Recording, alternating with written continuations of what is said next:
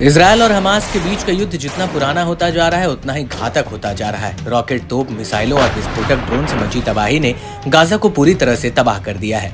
Gaza में हर तरफ Israeli सेना द्वारा मचाई गई तबाही के निशान मौजूद हैं, लेकिन बावजूद इसके दोनों खेमे आमने सामने हैं और अभी भी जंगी हालात जारी हैं। एक तरफ जहां IDF गाजा में आगे बढ़ रही है, वहीं फिलिस्तीन के आतंकी गुट एकजुटता दिखाते हुए इजरायल पर जमकर बरस रहे हैं।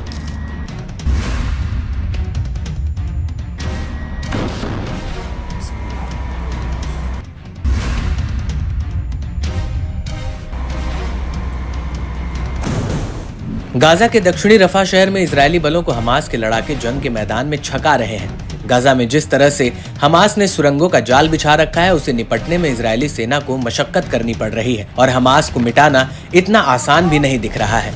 इस बीच पूर्वी इजरायल जनरल यित्ज़हाक ब्रिक ने एक इंटरव्यू में नेतन्याहू की सेना पर बड़ी टिप्पणी की है। उन्होंने कहा कि इजरायल गाजा पर हमला करने और उस पर कब्जा जमाने के अपने मकसद से भटक गया है।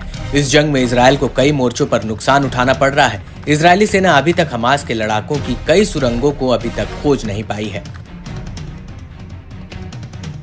इसके अलावा पूर्व जनरल ने कहा कि गाजा पर कब्जा केवल PM नेतन्याहू अपने शाख के लिए करना चाहते हैं। उन्होंने रफा में किए गए इजरायली सेना हमले को भी शर्मनाक बताया है। बता दें कि ब्रिक इजरायली सरकार और IDF दोनों के प्रमुख आलोचक हैं। इसी कड़ी में हमास के लड़ाकों के पक्ष में बोलते हुए उन्होंने कहा कि हमने 20 वर्षों में सेना की क्षमता को इस हद तक कम कर दिया है कि वह हमास को नहीं हरा सकती। ये एक रणनीतिक हार है जिसे इजरायल ने अपनी स्थापना के बाद से नहीं देखा है।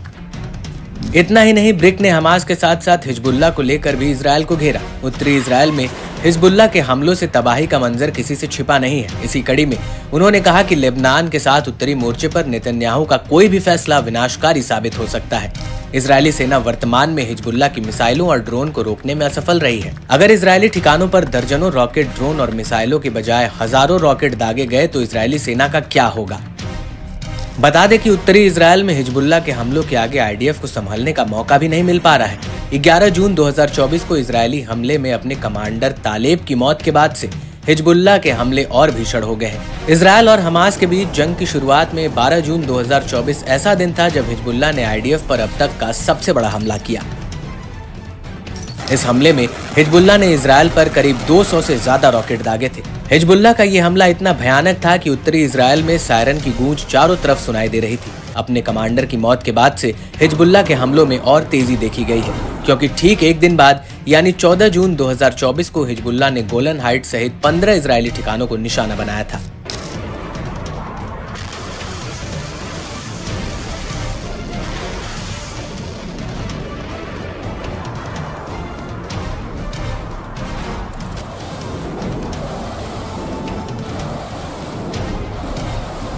और इस हमले के दौरान हिजबुल्लाह ने करीब 150 रॉकेट और 30 विस्फोटक ड्रोन से हमला किया था। इस हमले में कम से कम 2 लोग घायल हो गए थे। रिपोर्ट के मुताबिक IDF के अब तक के ऑपरेशन में करीब 307 सैनिकों की मौत हुई है। पूर्वी जनरल का ये कटाक्ष वाकई में गौर करने लायक है, क्योंकि जिस तरह इजरायली सेना 2 मोर्चों पर जंग लड़ रही है, इससे आने वाले समय में IDF की मुश्किलें बढ़ सकती हैं, क्योंकि हिजबुल्लाह के मौजूदा हमलों से ही इजरायली सेना लड़खड़ाती नजर आती है।